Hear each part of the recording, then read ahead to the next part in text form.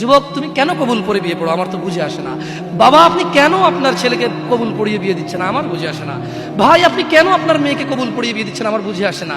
আপনার মেয়ে হলুদ কাপড় পরে, মাথার মধ্যে খোপা দেয়, 3 জনে এসে দুধ খাওয়ায়, 4 জনে কোলে নিয়ে নেয়, 6 জনে গান বাজায়, 10 জনে এসে হলুদ মাখে, শুধু বুঝি মৌলবি দিয়ে কবুল পড়ালে বুঝি মুসলিমের বিয়ে হয়?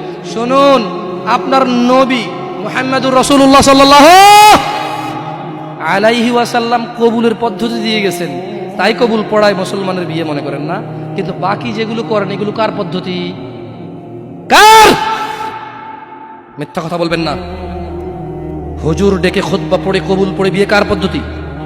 আল্লাহর নবীর। এই গান কার পদ্ধতি? কেন করতেছেন? ওটা তো আপনার বিয়ের অংশ। বিয়ে না হলে তো বাজাতেন না। বিয়েকে কেন্দ্র করে যেমন কবুল বলছেন, বিয়েকে কেন্দ্র করেই তো গানটা বাজাচ্ছেন। কয়জন নবীর উম্মত আপনি? আপনার নবীর নাম কি? আই এম আস্কিং ইউ, আপনার নবীর নাম কি? আমার নবীর নাম মুহাম্মদ রাসূলুল্লাহ সাল্লাল্লাহু আলাইহি ওয়াসাল্লাম।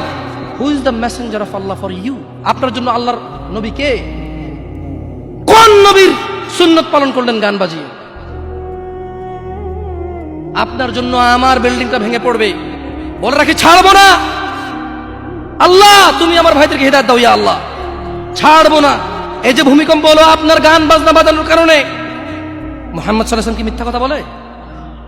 কারা কারা হাত তোলেন তো যে মুহাম্মদ সাল্লাল্লাহু আলাইহি ওয়াসাল্লাম জানে না, মুহাম্মদ সাল্লাল্লাহু আলাইহি ওয়াসাল্লাম জানে না, এরকম কারা কারা স্বীকার করে? আল্লাহ নবী বলেছে, যখন বাদ্যযন্ত্র বেড়ে যাবে, গায়িকারা সম্মুখে এসে নাচবে, তুমি অপেক্ষা করো, পাহাড়গুলো কেঁপে উঠবে, পৃথিবীটা নড়ে উঠবে।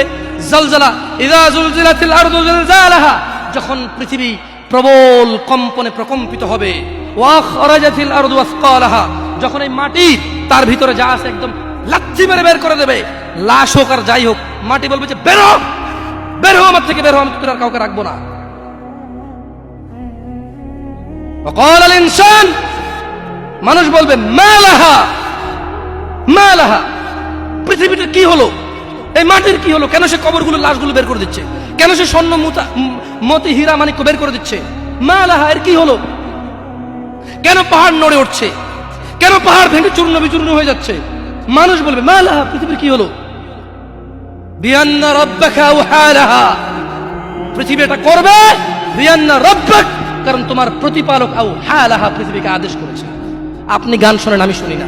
আপনি গান বাজান, আমি বাজাই না। যখন চিটাগং নড়ে উঠলো ভূমিকম্পে, আপনার বাড়ির সাথে আমার বাড়িটা উঠছে।